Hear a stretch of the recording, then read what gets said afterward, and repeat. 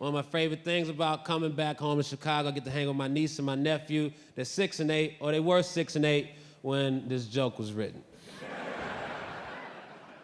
6 and 8. I gave them both a couple bucks. Their father's a finance guy, so he's teaching them about money early on. He says, there's 4 different things you could do with that money. Names it.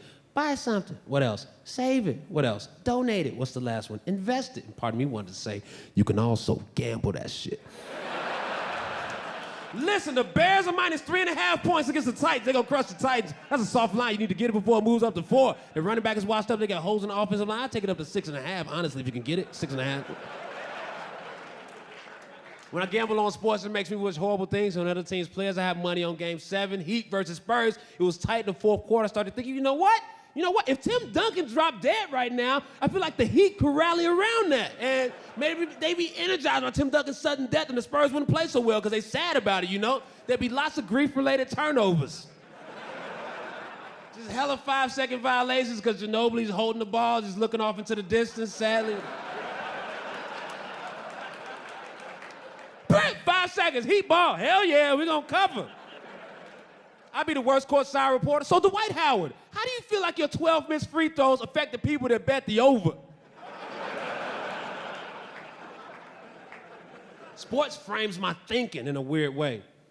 I went to this poetry event in Charlotte. This woman got on stage. She said, this piece is dedicated to my sister. She's been in an abusive relationship for 17 years. I said, holy shit. So she's been getting her ass whooped for Kobe Bryant's entire career. The whole time, from him going on prom with Brandy, getting drafted by the Hornets, traded to the Lakers with Vlade Divac, coming off the bench behind Nick Van Exel and Eddie Jones, winning the dunk contest in his rookie, and she was getting her ass whooped while all that was going on. Even when they won a couple championships and they brought in Karl Malone and Gary Payton, that didn't work out. They got swept by the Pistons. She was getting her ass whooped while all that was going on. Even during the rape charge in Colorado, the 81-point game in Toronto, she was getting her ass whooped there. You telling me that Sasha Bowie just came and left, but she was still getting her ass whooped? That's not a joke about domestic violence. Although I see how you can see it that way. I understand. That's a joke about how I process the passing of time.